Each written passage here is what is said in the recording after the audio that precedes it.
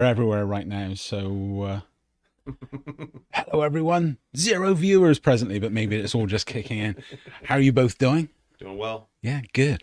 All right, let me. You go ahead. I'm gonna see. Oh, wonderful. All right. Wonderful So, because so some people got on. no, just wonderful that this iPad's working and the chat's up. So, anyone watching, we have the chat. We got Alima's going to be Manning is womaning. Thank you. That subconscious. Well, just even before we get into it, thank you everyone if you're coming on for another night tonight that you were here last week. Yeah. We're really grateful for the feedback and the commentary and the interaction. That was really great, and we hope that we have Phenomenal. the same thing tonight because this is a really great topic for everyone to come and chime in on, to give some feedback, to learn some things, and to work together to help people deal with anxiety. Yeah. Yeah, really the chat is what I found is extremely helpful for students to be able to express themselves freely and at times anonymously and get feedback from their peers and other people who are not necessarily us three, but people who could be in college and young adults and anybody who can be like, yeah, you know what, I appreciate hearing from you because that makes me feel better about the next steps in my life and other people who've gone through it and things like that. So that's where the chat really could be beneficial than just, you can get the three of our perspectives, but you can get many more perspectives from other people out there who've gone through different things and who are in similar places that you are right now. Yeah. So you could help each other out tremendously, and it also helps yourself out. Yeah, just a quick note to say, I'm going to have the phone set up in the next show or two. Technically, we could do it right now. It's just logistics and just making sure that we get it out to the right people. Don't want to put it up for everyone, but maybe just for the students of school. But we got to do it right and by the book. So just a few things we need to do. So that being said. All right, so this week's topic, we decided on talking about anxiety, which is a pretty significant issue, talking about what it is and the difference between anxiety and stress, coping mechanisms, experiences that we have or we've seen, and things like that. Just that overall topic, which has been becoming more and more of an issue in the forefront over the past few years, certainly since COVID, and more students are identifying having anxious issues and anxiety issues and just may or may not have the coping mechanisms to deal with it, and then compounding the problem with various, maybe bad habits or not necessarily even knowing what to do with it or just ignoring it. So that's kind of where we're going to go. We did put out a poll in which people responded to questions such as, how would you rate your understanding of anxiety disorders? And we had a range from unfamiliar with anxiety disorders, have heard about anxiety disorders, knowledgeable of certain aspects, knowledgeable of many aspects, knowledgeable of most aspects. And we have about a third of people, which would be in that top tier of, or the top two, which is knowledgeable of many aspects or most aspects, about 36%. Another 36% are right in the middle of certain aspects.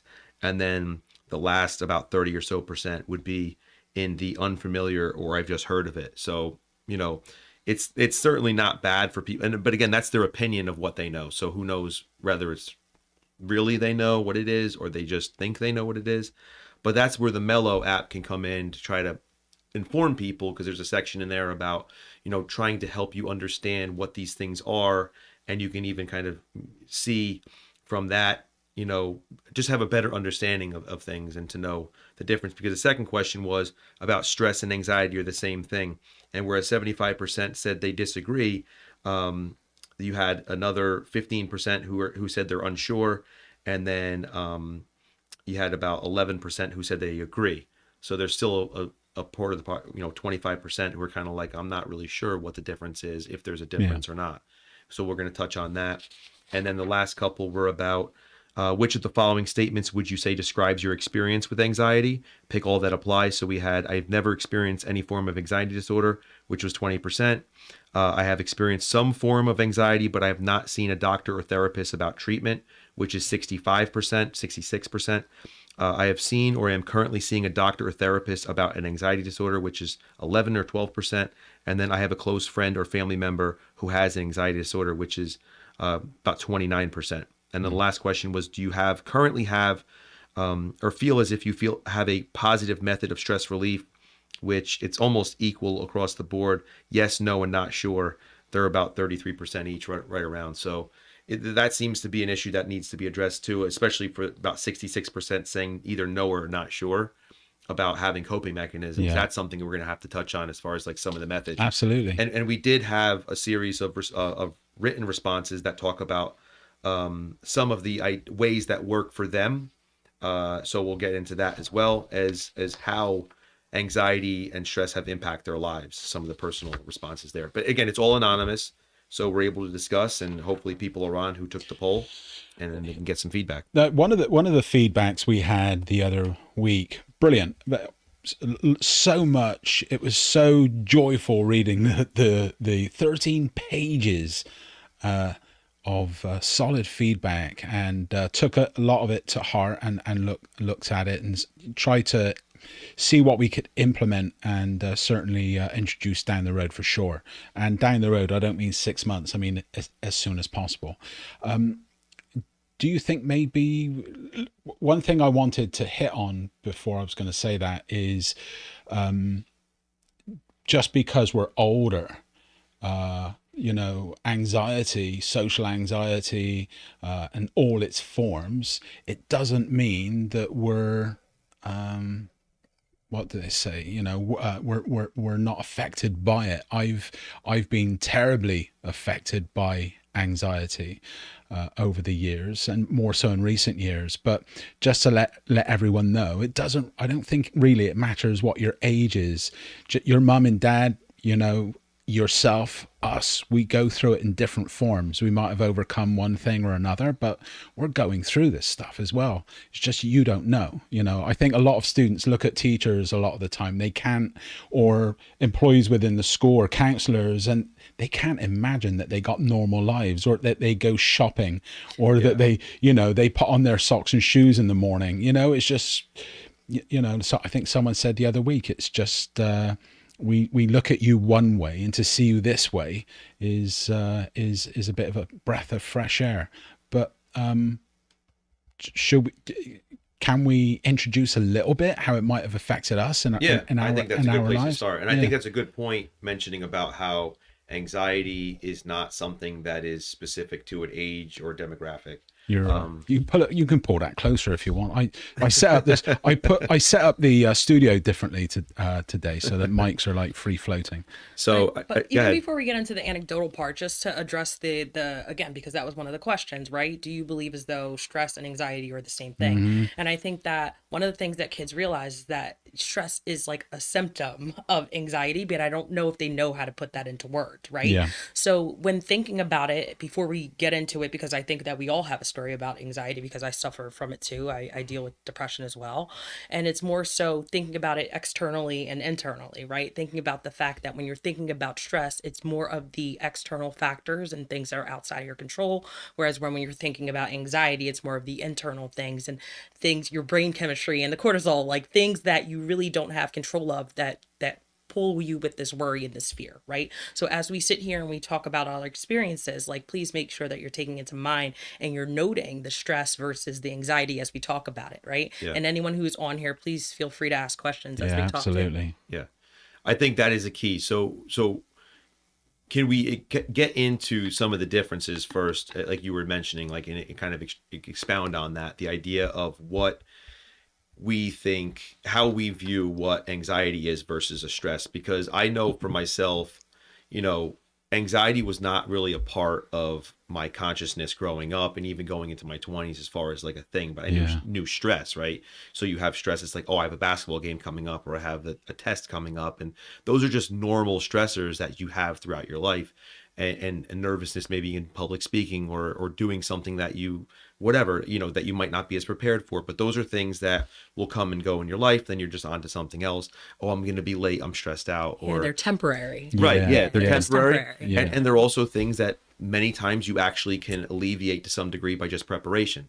Right. So if there's a paper, for example, that's due in 2 weeks, if you wait until the last day, which a lot of people procrastinate, that's not going to help your stress levels, because now it's like, I have to write this paper and I only have 1 day and I'm not sure if I'm going to get it done. And am I going to have enough time? And is it going to be any good? And am I going to have the time to proofread? Like, all those things have just become magnified by the fact that you waited to the last minute. Yeah. Whereas if you organize yourself over the course of a couple of weeks, and you kind of see the teacher. What are the expectations? Is my topic okay? Can I start writing it? And you give me some feedback, and you go through those processes. Then that's not really going to be much of a stress for you. So you're in control of that to a certain degree.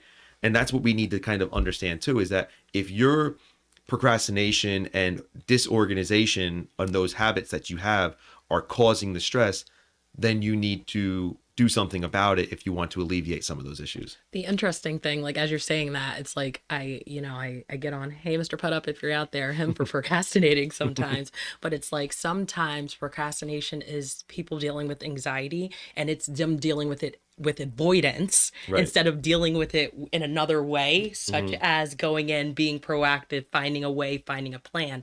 And I think that that's the link. Like a lot of our students that I'm seeing, it's like the avoidance factor. But if you keep avoiding, the anxiety just gets worse because you're not actually dealing with what the problem is, you know? So I'm happy that you actually said that about procrastination. Yeah. So it's interesting because it takes on many forms, right? So I think that's what's important too, is that what we say today from our own perspectives might have some overlap. They might be different, but it doesn't mean that, you know, it's a right or wrong. It's just different kind of styles kind of thing of understanding how we go through it. So you want to touch on some of our experiences and how we kind of have made sense of it kind of through ourselves? Yeah, I mean, the first time it ever affected me was when I moved to this country. Well, not when I moved to this country. It's when I moved to this country and realized very quickly that, you know, my girlfriend at the time, I sold everything that I had owned, brought that up in past shows, and knew that I was going to be here. Something down deep inside knew I was going to be here probably for the rest of my life. And my girlfriend and I, we talked about it, and I said, you know what, I think we should probably get married, because that's where it's all going anyway, you know. And we agreed mutually, and we drove up to the Great Lakes.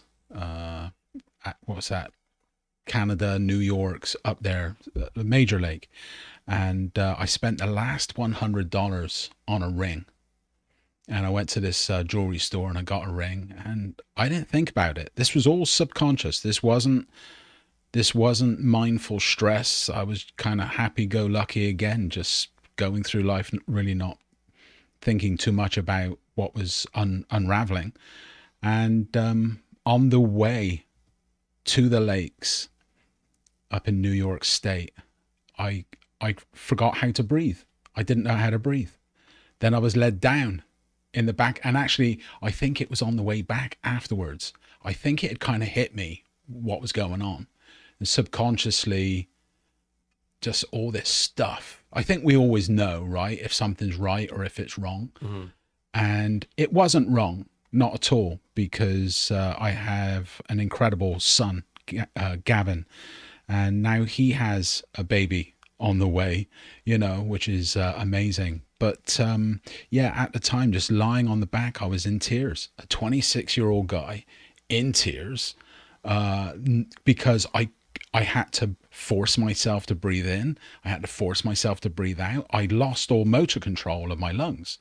And I was like, what's going on? Like, I'm not, and I didn't realize, because I wasn't conscious. I wasn't that mindful of all the thoughts that were building up. Well, that's one of the identifiers, is like the physical aspect that comes with anxiety. It actually brought anxiety back a little bit, even reliving that moment. Just the idea of like whether it's a breathing or a chest pain or what, you know, there's so many different like physical, like stomach stuff, and headaches, like dizziness, all those things. Like your body gets taken over by your emotions and the feelings that you're experiencing. And it is a helpless feeling too, because you don't know what to do in that moment. Like you're almost incapacitated to do anything, and you're just kind of in this helpless state of like, what do I do? Yeah. And then you're thinking about trying to get past it, but it only makes it worse, because you're just like, you get deeper into it. You feel stuck. You're like, breathe. And you're like, I can't breathe. So now it's becoming more stressful, because I'm like, why aren't you breathing? What are you doing? Why aren't you stop crying? What's the matter? Like you know, consciously in a way of like, stop what you're doing. This isn't good. You don't like the way you feel, but there's just, your body is just taking over. Yeah, your body's letting you know. And it's responding. And it's just saying like, no, man, like I'm doing this. And you're just like, it's a mind versus body. You're just, and your mind is helpless. You're just like, dude, what are you doing? How are you, like, just stop it, you know? But you can't. That's definitely a thing that happens more with anxiety. That's not necessarily for me. I've never had that with stress. No. Like, stress is just like, oh my God, I'm a little bit worried, like, oh, I'm going to be late to work. But it doesn't like incapacitate you. Yeah. You know what I mean? From my experience anyway. I don't know if that's like one of the things that's different between the two, but I've never really seen it get to that point from just something that's a stressor. Do you mind if I just recant something that happened a few weeks No, well, go for it. a few months ago? I decided when just at the end of the summer break that I would give up caffeine, and that's a huge thing for me because I drink like maybe 5 to 7 cups a day. You know, 2 double espressos in the morning. I get to work, I have a large coffee. For lunch, I'll have another large coffee. I'll come home, a bit tired. I'll have a coffee, you know, and I'm fine. And people are like, how do you do so much? Yeah. I said, here's the coffee. And I'm sure blood pressure, that has something to do with it. But what happened was, and I've taught myself since after doing a lot of research and what have you, but I went cold turkey and I was fine. I was okay. I hung in there. But as soon as I was like, you know what, I'm just sitting around not really doing too much. I'm going to grab a cup of coffee. And I had that cup of coffee and bam, like I was paranoid. Like I have never experienced such paranoia, such out of control thoughts, people looking at me, and I would read all sorts into it. We truly can be our own, and for most of you out there, this is going to be a reality for you, which is why it's really important to learn some of the techniques we'll be talking about later. But you're going to be your own worst enemy if you don't get that stuff under control. But my adenosine receptors were screaming out for caffeine, and I had developed all of these receptors, probably a lot more than the average bear, so to speak. And then next thing you know, I had that cup of coffee and affected like I'd taken some barbiturate, you know, or something crazy, whatever you can think of. But yeah, that's just a nightmare experience. And thankfully, it kind of faded off after about 2 weeks. I went through that for a good couple of weeks. Again, one of the things that you say that I think that a lot of people will be able to relate to is the irrational thoughts, like it being in your own head and how that affects us. And it's like when you think about irrational thoughts, it magnifies anxiety because it's that rumination of your thoughts that you can't get rid of, and it's going in a circle. And it's like, I know that this may not be true, but this is what I'm feeling. And I feel as though even when I'm working with students, that's the one thing. It's like I stop them in the middle of their sentence and I'm like, is this what you're feeling? Or is this truth? And what can you tell me to back up the truth, right? And it's like, I think that that's one of the things that people need to start doing when they're thinking these irrational thoughts, even though it's so difficult in the moment, you know? Yeah. The irrationality of it is key, and you can even identify what you're thinking as irrational, but that still won't stop you. If you're an anxious person, it's not going to stop it. Even just knowing it, you're still your mind's going to go down that rabbit hole of like the doomsday scenario, and you're going to play everything out in your head, and it's just going to get to a point where you're so far down, like, deep into the future of the irrational thoughts of like, this is so unlikely to happen. Yeah. It's like 0.001% that this outcome will happen, but you're that's saying what I'm there's fixated on. But you're saying there's a chance. Right. And that's the problem though, because in your mind, you're like, that could happen. As bizarre as that is, you're like, oh my God, if this happens and that happens and this happens and that, and then the world's over. And you've just painted this doomsday scenario for yourself about something that could be like, oh, if I miss that one homework assignment, what's going to happen? Yeah. And then and that's the other thing. It's like, okay, well, if that happens, is that going to affect you just today? Is it going to affect you in a week? And I feel like they start to think that, or a lot of people feel that way. It's going to affect me like 1,000 years from now. And I feel like that's when you have to start to think more rationally and put it into perspective. Like, this is one homework, and yes, it may hurt me in this moment, but it's not something that's going to take a total toll on my life and change everything. right? You know? Yeah. What are your experiences? Again, I suffer from anxiety and depression. It's something that I deal with on a regular basis, but I feel as though once I graduated from high school and went to college, I they identify it. It's not even like something that's in the DSM, but like as a high functioning person with anxiety. Yeah. But again, what that looks like for me is that people look at me and they think that I have it together, but really inside I am falling apart. Oh yeah, yeah, yeah. And I'm Yeah. that person with the type A personality. I'm very organized. I'm always punctual. I'm on top of things. But that's me dealing with my anxiety in that way.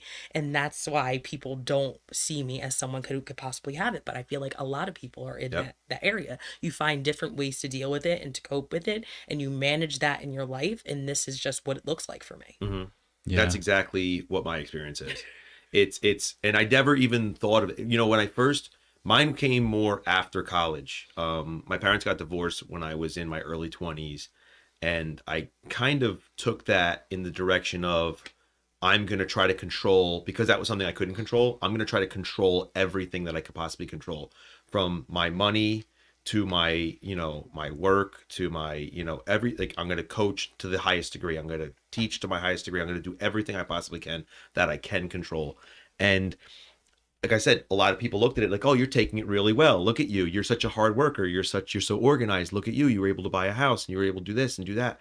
And you're so good with managing this. And you're always at school and you never take a day off. And it's like, I do a lot of those things to kind of avoid the things that stress me. Like, I need to go to work to get away from some of the chaos. And I need to then coach to kind of get away from something, to avoid going home or whatever it was.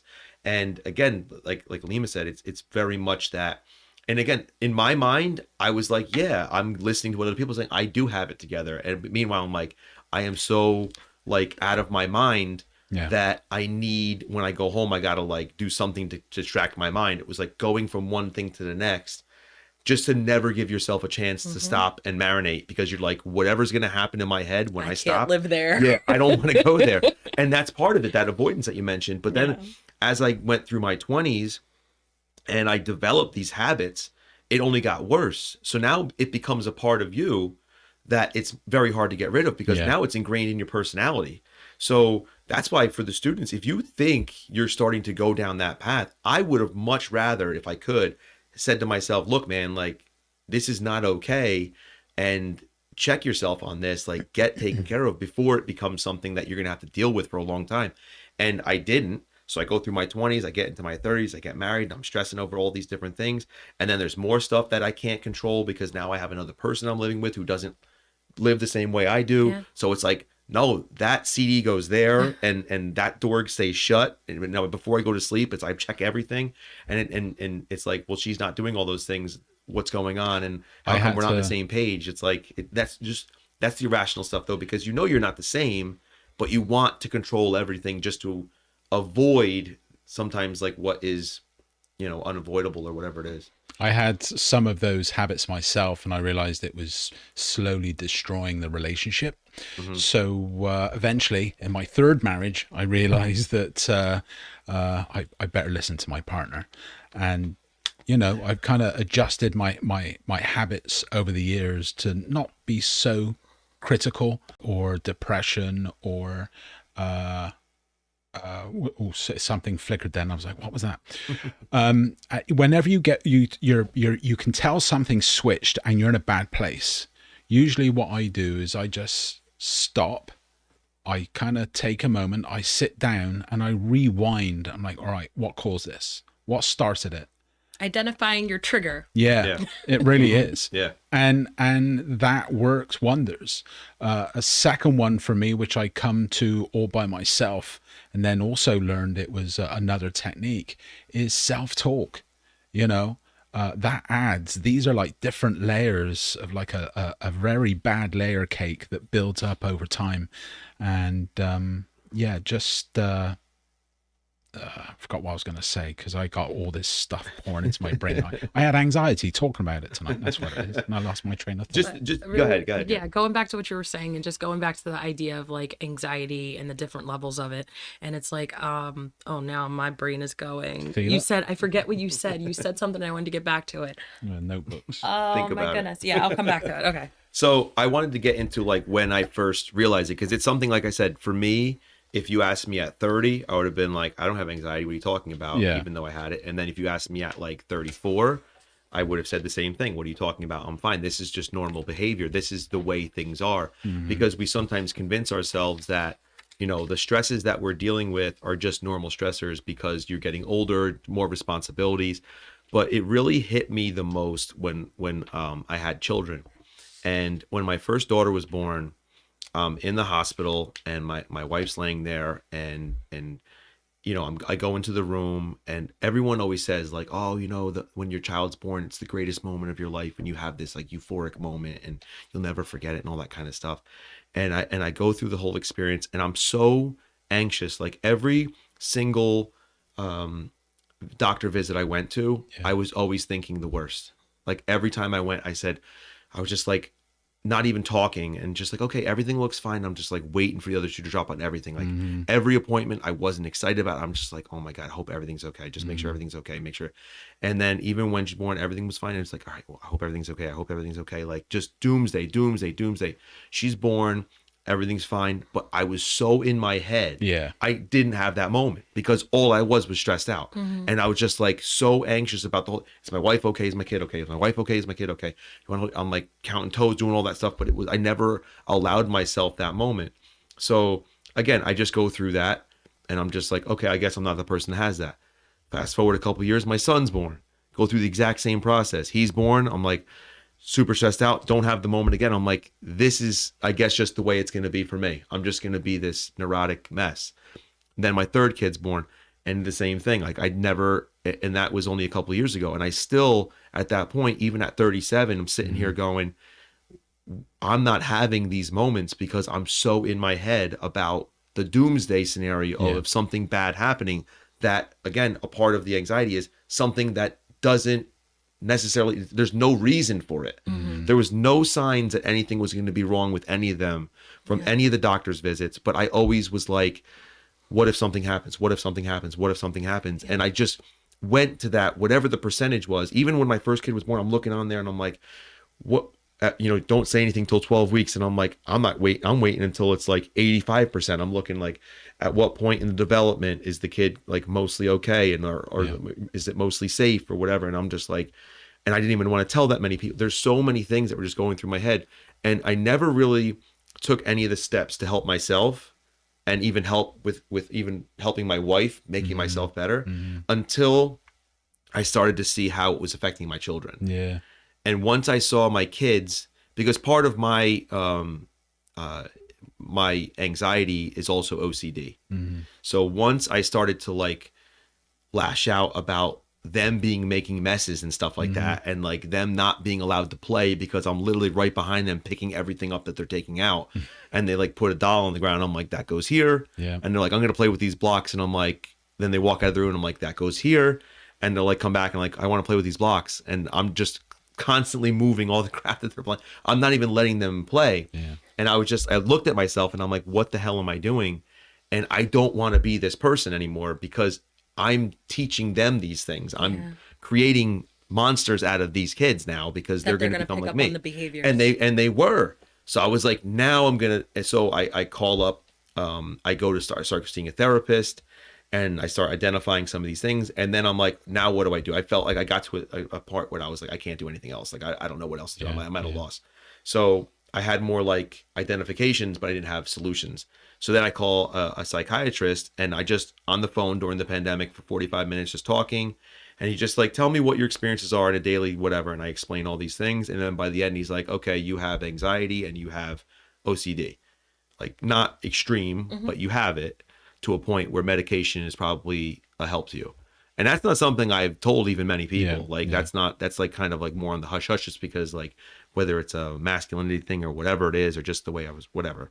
But it's funny because the times that I've mentioned it to people, the people who I've talked to, especially other males, they've been like, oh, maybe that's what I have. And I feel very similar. And what are you on? And let me go talk to somebody. And I'm like, that's, and then it just opens up this conversation that's much deeper as far as the friendship, where it's like, they're like, oh, I'm going to go talk to somebody. And we can share that part of our lives that we just been kind of like, eh. I was outside talking to a neighbor, and very big guy, muscly and what have you. And I was talking about back in the day, and I was talking about the podcast and similar stuff about some of the issues. And I think I hit on anxiety and depression and what have you. And again, you'd never know it looking at someone, right? He's like, yeah, and I'm only saying this because no one knows who they are. But he said to me, yeah, I too suffer from incredible, like just a sadness coming. You could tell he's in a stage where he's in a stage of self-discovery and he doesn't quite know what it is yet, but there's something in there. And again, a guy's guy, we don't really necessarily talk about this stuff very often, do we? But yeah, the number, like you said, you get to talking with people and you find out all this stuff about individuals when you kind of crack the lid on something like a conversation like that. But going back to, I think that you touched on something that a lot of people may not know, like just talking about anxiety in general. Everybody always just thinks it's just anxiety, but thinking about OCD as an anxiety disorder, thinking about like panic disorders, thinking about phobias, thinking about all the things that fall within anxiety. And I think that so many times people want to just like put it in one little box, but that's not what it looks like. And it may look differently for you as it would for someone else. So definitely something that like everyone should be thinking about. The thing that I was going to say before that I could not remember was actually paying attention to the symptoms, because you were saying like you saw things happening, but you weren't really putting it together. And it's like, I think that people need to pay attention to how they feel, how they're reacting to the stressors and the things that come up in their life. Because if you're not doing that, then it could get out of hand and get to a point where now you're looking back like, how did I not notice it? How did I not deal with it? And how can I deal with it now? It's always best to get to it, but if you can get to it sooner, you may avoid getting to the disorder aspect of this. And that's the point for us. And that's why even when I teach my classes, I know I can carry myself as a professional where no one will ever see anything that could ever be wrong with me. I know that. And even in public, I can carry myself a certain way and they'll be like, oh, he's very organized. He's very poised. He's very this and that, and not know the kind of things that you're dealing with and that you're trying to get better about and things like that. And I do think that having a better understanding of identifying what the issues are and talking to somebody and not like self-diagnosing of just being like, oh, I'm going to do a survey and okay, yeah, I have it because I'm stressed out about this, and this, but really talking to like a professional or someone who has a better awareness that can really kind of help you see and give you feedback about, yeah, you have an issue or what is the beginning of an issue. And let's try to nip it in the bud now so that you don't develop like a tolerance to this type of behavior to where you don't think anything's wrong and you just go through life kind of battling these issues. And I do think that's important for people to kind of understand. The pandemic has only made things worse. Oh, it's incredibly bad right now. So that's obviously something that is outside of our control, which really significantly impacts our mood and our ability to kind of cope with things, because we're in closed spaces. We're worried about getting sick and getting other people sick, and people have seen other loved ones die and lose jobs, and there's so much stress from just those factors that people need to understand that this is an unprecedented time to be trying to cope with mental health as well. So it's not just a matter of, oh, as soon as this pandemic passes, that things are automatically just going to snap and get better. That's not necessarily the case. We have to kind of see what type of effect this is going to have more lasting. But I do think to kind of get into some of the... Before we go there, let me just take a pause because we do have some viewers out there. Hi, everyone. Thank you for being here. Thank you for listening. Hopefully you're following us tonight and that you'll have some input, some feedback, and some comments. Right now, we are going to read Jenna's comment, and it says, I think it's a good thing that people are able to connect their feelings to experiences that others have had, because it could give them clarity about something that they were struggling with, that they never knew about.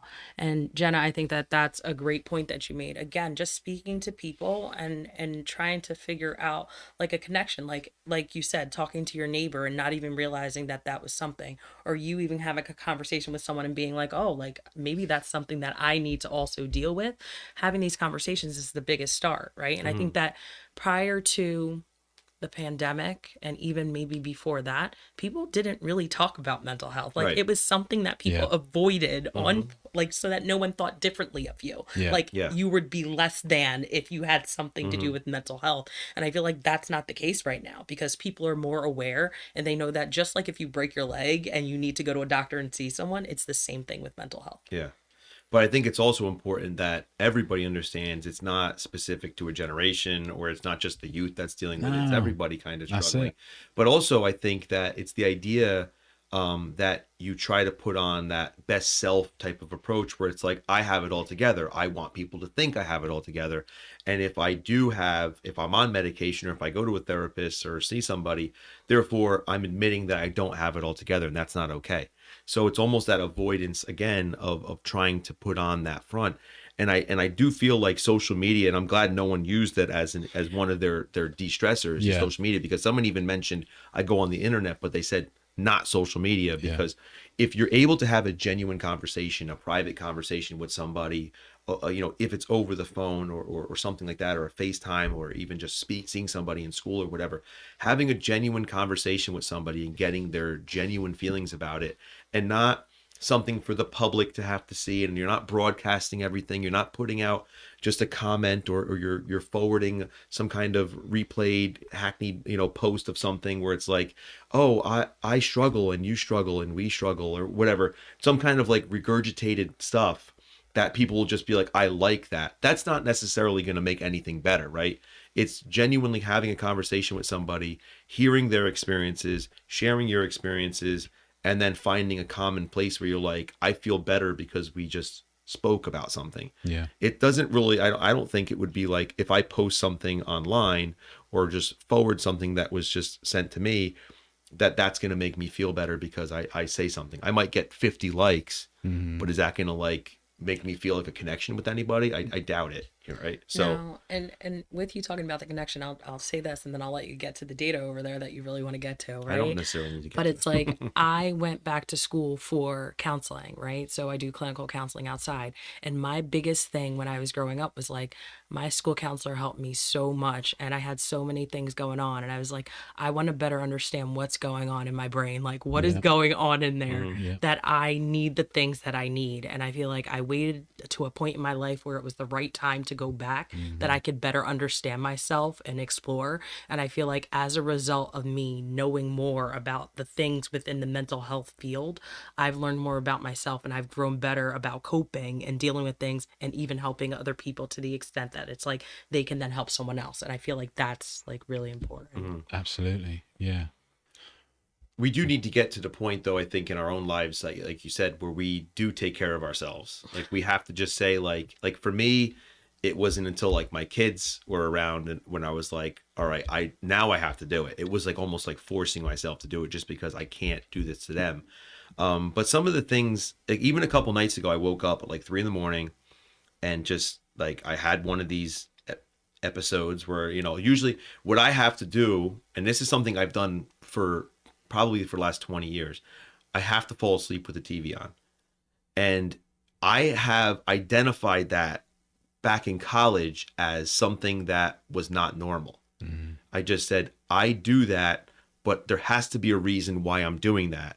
And it shouldn't be that way, that I can't fall asleep with just nothing on, like no stimulus like that.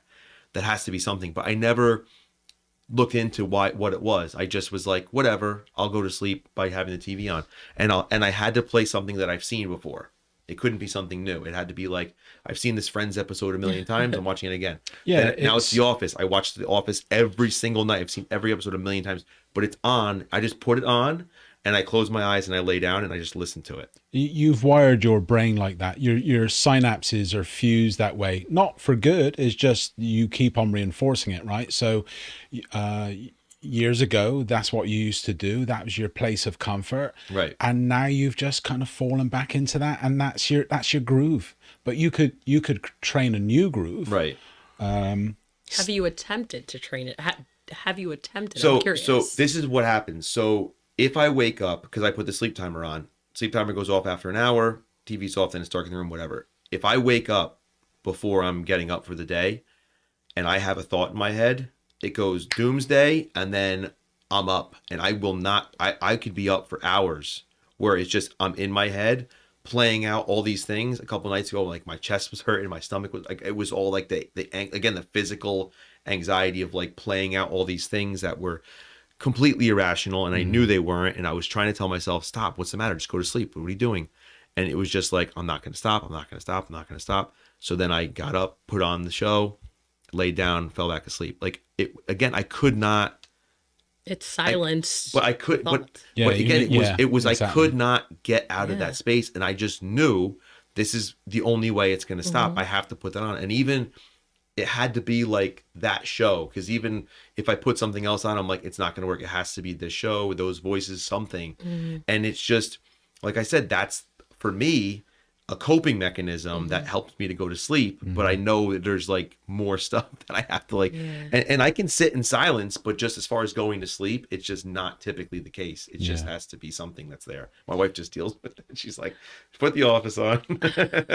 She's like, as long as you can go to sleep. But That's all she cares can about. fall asleep with anything. She doesn't matter. She doesn't have that. So she's just like, whatever, I'm going to pass out no matter what's on, if then something's on or not. But So really quickly, we have Ashley out there. Hi, Ashley, who says, same, I have to listen to rain sounds to help myself from overthinking at night. And again, I think that a lot of people have gone to the sounds of nature, which actually the Mellow app does have. So you can actually go to the Mellow app if you're looking for some new sounds, new things to listen to before you go to sleep. It's a great opportunity to try something new. But Ashley, that's a great way, something very soothing, something to listen to help you get out of your head and go to sleep. I think that's a great way. that's fairly common, and it's just in general now. All my kids have a different sound in their room. I have a sound machine. Once my baby had one, and then I was like, I need that. So Ashley also says people also use ASMR.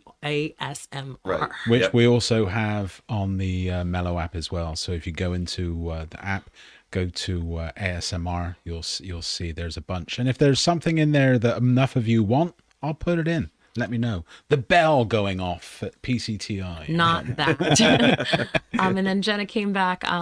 Thank you both for participating so much tonight.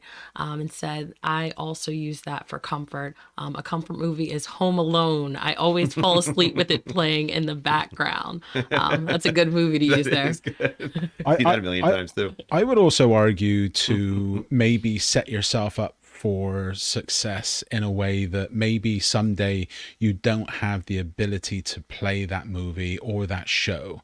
So, you know, there might be some good merit by listening to, well, I guess it would have to start by listening to various other tracks, because you don't want to replace one thing with another thing. So I guess it's weaning yourself off of that type of thing altogether. But if it was me, the first thing I would do is I would seriously look at diet, sleep, rest, all that stuff. If you do, not the Going back to the comment about the bell, I saw that too. I'm reading, Ashley. I was waiting to come for a moment for that. That's funny.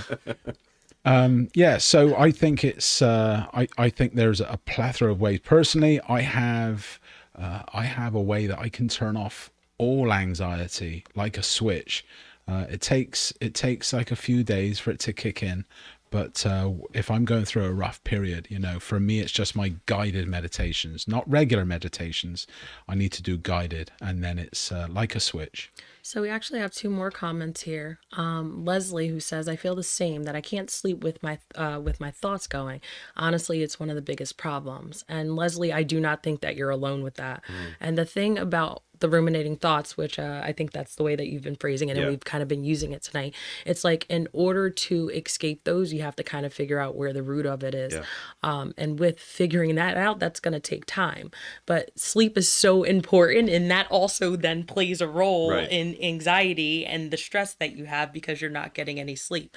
So if anything that I can like recommend like right now in this moment, Leslie, it's just like one day at a time, try something different each time, whether it's a sound, whether it's like sleeping in a different position. I've done all types of things to get to sleep at night, you know? So know that it's something that a lot of people suffer with, and that you can eventually, you'll get there. Something that Any could work is suggestions? even writing something down. Like maybe just before you go to bed, you take a few minutes and just like write down your thoughts on the day, and you don't necessarily go into it with like a a mindset of I'm trying to figure something out or whatever, or I'm trying to go to sleep, so I'm writing it. It's just like, let me just writing about my, I know I did that, and I probably should get back to it. I know I did that all through high school. I did it going back to probably 6th grade. I used to literally write down something every day, where I would just write down my day. And I would write it either on a calendar, and then I went into like a booklet, like one of these, like just notebook. notebook. Journaling. Yeah. Journaling is so that's big. what I was doing. So I would just write down like, today I did this, I did that, and then just like how I felt about things. This was a good game today I played. I'm a little worried about this, and had an argument with that, and then maybe if you start to veer into a specific direction, that you could look back and see like, oh, I keep bringing the same thing up. Maybe that's something. I feel like you get something out, and even if it's not to someone, I think it's still important just to kind of for yourself to kind of, this is the issue maybe. Go on. Oh. Sorry, no, go on. One of the other things that I've actually worked with clients on or work with students on is like finding a time for those ruminating thoughts. Like if you only have a set amount of time or a set point in the day where you're going to allow yourself to go through those thoughts and the things that have been kind of going through your head, you identify that time, and you have to say, during the day when things are happening at school and those starts, this is not the time for it. When I get home and I'm comfortable in my own space, I will come back to this, but right now is not the time. Like identifying a time. And it's like for some people that works because okay, I can get here, but this is not the time, and I need to focus on something else at this moment. You got to schedule it. That's another idea to throw out there. I'm going to let you go, but then as soon as you're done, make sure that there's a couple in Yeah, there. I saw that. Habit replacement as well. So this would be a technique just off the cuff, but I think I've heard it over the years. There's all sorts of like EDMR and tapping and all sorts. But one of the techniques that would be really handy, if before you started listening to the audio, is you said a phrase or you counted down, maybe from 30 down to 0, along with the show, along with the music or whatever it was. If you were trying to get yourself out of a habit, so that you were doing the two things, and religiously you would count down from maybe 20 down to 0, and then slowly over a period of weeks, not days, is just lower the volume on whatever it is that you feel reliant upon. Yeah, that's a good point. Yeah. Lower it each week, lower it, but you're still doing the counting until in the end you're just left with the counting, and you're slowly rewiring your synapses for something else. You're welcome, America. Yeah, that's a good point, actually, to lower the volume. Go ahead, hit that, and I'm going to go through some of the list of what the students identified. And as. I hope that I'm not mispronouncing your name, but we have Leanna here who says, I definitely agree. I feel that mental illness is something that is brushed under the rug in society. It's very important to discuss those built up tensions. And personally, for me, reading is my form of escapism, which again, for some people, that is a great way to do it. And for other people, again, if you're reading something that's like lovey-dovey and then they're like, why don't I have this? Right. So again, Leanna, I love that. And anyone else out there who's a book lover, make sure that you try that as a way to escape. The other comment that we have 2 Ashleys in here. So sorry that I'm just saying Ashley. Ashley K says, I recently started using the Calm app and it helped a lot. Hopefully some of those things that are in the Calm app, you'll also be able to find in Mellow. Yeah, we found that the Mellow app was way better, potentially. Don't you have to pay for Calm? Yeah, I don't know. Ashley will tell us. I know she will. I'll wait for that answer, Ashley. And then I think I have it as well. Ashley, the other Ashley, Ashley K, and Ashley without any last name, says, yes, anything is better than letting all those emotions build up inside. We agree. Yeah. So I'm going to go through some of the suggestions by your peers that have identified this in the survey about ways to cope with stress. So we did have the ASMR that came up a couple times, meditation, which again is a newer type of thing, but I think it's important for people to at least give it a shot and then just to learn about it and explore it as an option. I know that that's something on the Mellow app, but it's also something that is becoming more common practice, I think, as well. Just a quick kind of aside to that, with meditation, with ruminating thoughts, as we're saying tonight, it should ideally be something else that fills your mind. So I would use the guided meditation. If some of you might not want that, but guided meditation is when you're just kind of following and you're paying attention. That's where the magic happens. But anyway, yeah. So music was a big one that came up a bunch of times, and I know I used that quite a bit throughout high school and college. But again, listening to lyrics that you know are going to make you feel maybe a sense of whether it's calm, or even if it's something that is expressing similar sentiments to how you feel maybe a connection to the lyrics or the artists or something like that. That could be helpful. Sports, fitness, exercise was a big one. Taking a nap was on here, but I feel like that's just straight escape, right? I think a lot of these also kind of venture into the escape, which I always feel personally with mental health. It's not just, you can't just escape only. You have to have a time for escapism and then also have a time to, figure it out. You can't just escape and then never figure it out. I kind of agree, but also disagree on that, because I think sometimes we can be tired and we're just looking at things wrong and we're just letting things kind of build up. I think just a little recharge can kind of give us a different slant on an issue, and then that stress isn't there as much. For me, sometimes just curling up in a corner is all I need, I feel like it also goes to, if we were talking about Leslie earlier, who said that she's having trouble sleeping at night, that may be one of those people who may need that nap in the middle of the day or at some point in the day just to kind of get that energy back. But I do understand what you say as far as like, maybe that's not the way, especially if napping's the only thing that you're doing to deal. Yeah. Then it has like praying. Certainly if you have a religious or spiritual side, I think that's great.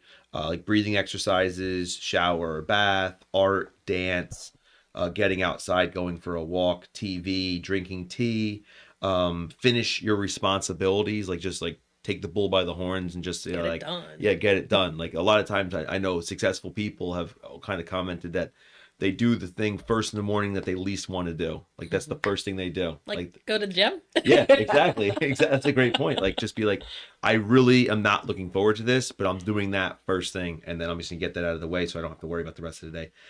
Cooking, speaking with friends, a spa day, video games was pretty common, reading, as was mentioned before, and that was fairly common. Stop procrastinating, time with pets, yoga, and like I said, the internet, not social media. Those are some of the things that came up. Where are my essential oil people and like taking a long hot like shower or sitting in a bath or like essential oils are fusing. Yeah, everywhere. like that's me. Like where are my essential oil Ashley people? said those naps on the bus are great. Not the ones in class, of course. Those are probably pretty good too, depending if it's my class. But I do think that some of the, these are pretty, well thought out. And I think some of these are pretty productive. I do, though, think at times, from my experience, is that I originally was going with that sense of avoidance. And my coping mechanism was that work, and avoid. And then it was escape. I was singing Rihanna. Yeah. Great. So we're losing Alima. But I do think that was something that I said to myself, okay, what am I escaping from? Because I identified it as like, I would go out and then I would do this, and then I would always be scheduling everything. So I didn't have like a moment to myself. And it was like, why am I not giving myself that chance? And, what am I doing? Why am I, where people always like, why don't you relax? And you're like, I don't know what that means. Right, but it comes across as someone who's very productive, though. Yeah. Like it comes across as a positive trait. So a lot of times the anxieties that we have can be things that actually work as making us productive people and make us better, drivers, because you're always hypersensitive to everybody around you, and it makes you sometimes more a safer person because you're hypersensitive to everything around you. Yeah. But it also is that added level of getting in your head and those stressors that are just kind of like, what the hell am I doing? One of the other challenges, and I don't know if you'll be able to fit this, if you said like we were very similar in some sense, it's like at some point I was like very much a people pleaser. Like that was something that affects you. It's like like you can't even fathom. Yep. That's me. That's me now. Like I'm a yes man to like everybody, especially can't say no. That's another big thing. Especially like I'll like right now I have so much going on, and a kid will email me and I'll get back right away. A kid asked me yesterday, hey, can I interview for something? I said, yeah, let me know when. She's like, today at seventh period. I said, okay. Like it was just automatic. and I don't mind doing it, but at the same time, I'm like, man, I'm adding a lot more to my plate. And also, people that have anxiety, they always have like a to-do list that is like seemingly never ending, it seems, because you just keep putting things on there. And then you also have that idea of like, I need to get this done. Like, I will not feel okay until the things that involve other people are done, like the people pleasing. So if I have a list of 10 things, numbers 1 through 5 will be things that affect other people. Like, you. they asked me to do it. Yep. I got to get that done. This person asked me to do it. That takes priority number 2. This person asked me to do that. That's priority 3. And then eventually it'll be like, I get to work out. I get to relax. I get to go to sleep. I Yep. get to You never everything compare. else. So there's a massive area here that we might not be able to get to talk about. Well, we won't, but that is, what can we do as teachers in the classes to help our students. So last week I sent out a poll to my sophomore students presently, just to ask who would be interested in doing a 5-minute relaxation, maybe meditation, some movement in your seats. Every single student said yes, please. And it was like an anonymous poll. My seniors today, and I know some of them must be here, but I agreed to print a long-legged Kirby on the 3D printer behind me tonight to take in, because they were putting up lost and wanted posters all over the school because Lisa had lost her Kirby. So that's what I'm doing tonight. But the laughter, the hilariousness that was going on in the class, just from kind of goofing off with the kids a little bit, was just worth. It's just, you're getting more. I didn't do it for the payback, but you get more commitment, you get better work, get happier students. Yeah. And I think that's one of the big things we can do is alleviate the mood. But that's, I think, a main focus of what I've been, and again, trying and failing at all year. And I just keep trying to figure out ways to get the students to have more of that fun and learning balance, because I just feel that stress and that overwhelming anxiety of the future and the necessity of grades and all that kind of stuff on a daily basis. It's like palpable. And the lack of socialization. Today I said to start every class saying, all right, you get the first 5 to 7 minutes to talk about last night's reading, just discuss it, what'd you find, interesting about it, whatever. And about 3 of my 5 classes said nothing. Like they just literally I'm like, okay, go ahead, talk with your friends. I feel like you need to say you have like 5 to 7 minutes to get up and just talk to someone about something. Like, I wonder if they would do anything differently, or if they just sit there. I'm really curious. I got a suggestion for you. Because this is the number one. Sorry, Ashley says, yeah, we were all quiet, LOL. This is the number one. This is the number one subject in the class that got my sophomores and my seniors riled, and they were like losing it. And I go, wow! Both times, they were talking about their favorite food, the food, and they were getting all kind of like crazy in their seats. Oh yeah, and you put the stuff over it, and you eat it. Anyway, but all right, so I'll come up with topics that are just straight talk about it. I don't know. Mr. Putup, I feel like your kids will definitely talk to you no matter what. You can say something about building your computer that you just built. Mr. Putup wanted to know if I want him to try it tomorrow. Yeah, just like I said, for me, it's just, I could just tell that sometimes they look at school as just straightforward academia and not like a place to have fun or like socialize or just whatever, just relax. That's what I miss about my class, my creative writing class. It used to be Fridays, and I used to be like, it's Real Talk Fridays. We're coming in and we're talking about things that are going on in your lives. I will talk about my life very minimally, but I will talk about it. And it was like those Fridays were the best days, and coming into the next week refreshed and starting a new project, it was like the best transition. It was like the best thing I ever did. Yeah. And I actually feel I'm closer to some of my classes this year, a couple of my classes, because I do open up and I'm a little bit more real with my students. Look, I'm just going through whatever. I don't give any massive details, but they kind of get the gist. They know Jones ain't all right, in the head. But I feel like one of the things that like we just have to say, like as we start to close up and we start to like talk about things that you should be doing, I think like in order to increase your resiliency when it comes to like anxiety and dealing with stress or dealing with triggers of stress or anxiety, is like I think there are some lifestyle changes that you have to implement, right? And I think that that's something that's come across the board in the conversation that we've had tonight, whether that be working on a way for you to get more sleep, figuring out things that are going to help you cope, using those. I did see somebody said something about lavender and vanilla essential oil, so thank you, right? So using your essential oils, right? Whatever it is, but figuring out healthy ways, breathing, meditation, guided meditation, healthy ways to deal daily with rituals. these feelings that you're experiencing and these overwhelming like thoughts that are fluttering you, right? Yeah. You have to find what works for you and don't stop until you do, because I'm reading through some of the people. There was the question about how has it impacted your life, and so many of the responses, there were a lot of personal responses, again, all anonymous, but about how it's taken over. I don't know how to deal with it. It's impacted my life in so many ways. I cry. I struggle with school. It makes things worse. That should tell you you need to do something and not stop until you do. Don't just take it. You can't just accept that as your life. I think for I think for a big enough majority, there's a couple of major broad strokes that everyone can take to affect them in a positive way. I'm very big on diet, nutrition. I could have a show just on that. I love it.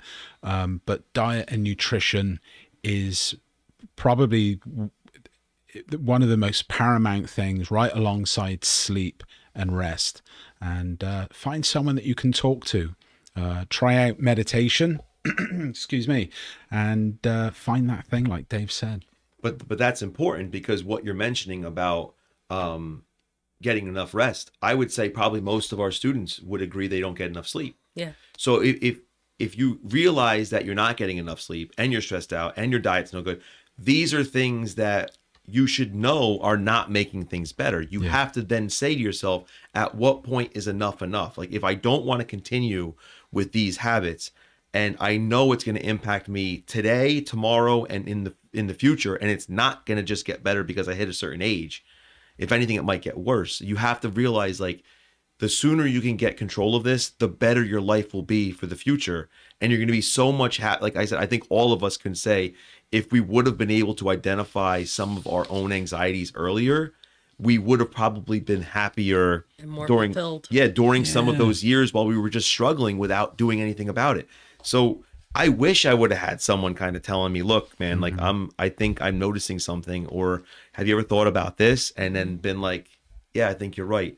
And then telling me I was worth it enough, and not having to wait till I had kids to be like, yeah, fix that. Like, it'll help you with so many people. It affects my relationships, right? Yes. That happened so many times. Like, my relationships with so many people, family, friends, have been impacted because of this. And I have to go back and apologize. And they don't quite even understand what it was that I was doing. I just know it was my fault. And they're just like, sometimes they're just like, I get it, but they don't get it. But they're just like, I'm glad you're back, kind of thing, right? Yeah. But you get into your own way, and like going back to what Andrew said in the beginning, we're our own worst enemy. Yeah. And when you have these traits and you just dig your heels in and say, I don't have a problem, it's everybody else, right? It's like, I'm right, they're wrong.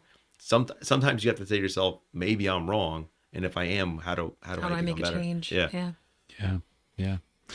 Yes, this could really be like a 2 or 3 hour show, couldn't they? But yeah, who knows? Well, hopefully in that hour they got something out of it to say, just the idea of maybe looking at things a little bit differently and understanding that, if they're on, if they listen, do something about it, talk to somebody and try to figure it out. We have a last comment before the end of the night, and it's Jenna. Thank you again, Jenna, and thank you for everyone who participated tonight.